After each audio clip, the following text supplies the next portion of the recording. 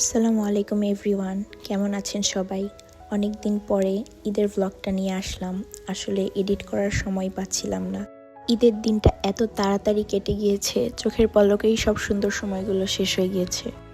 আমার কাছে আসলে তেমন কোনো ক্লিপ নাই। ঈদের সকালে রেডি হয়ে আমাদের বিল্ডিংয়ের বিভিন্ন ফ্ল্যাটে গিয়েছিলাম, সব আঙ্কেল আন্টি এবং ভাই বোনদের সাথে দেখা করেছি এবং বিকালবেলা আমরা ভাই বোনরা মিলে একটু বের হয়েছিলাম।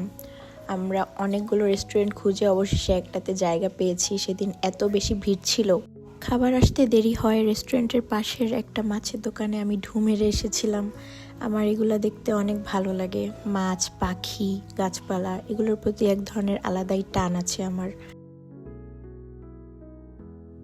এটা ঈদের দ্বিতীয় দিন। আমরা আবার রেডি হয়ে বিকাল বিকাল বের হয়ে গিয়েছিলাম এবং অনেক জায়গায় ঘুরেছি। এটা হচ্ছে ভাজনডাঙ্গা ঘাট। এইখান থেকে নদীর দৃশ্যগুলো খুব সুন্দরভাবে উপভোগ করা যায়। সেদিন আমরা ছোটবেলায় ফিরে গিয়েছিলাম, সব কয়জন মিলে লন্টি বেলন্টি খেলছিলাম। অনেক সুন্দর সুন্দর কিছু স্মৃতি আমার ঝোলায় পূর্ণ করে আমি ঈদ শেষ করলাম। Thanks for watching.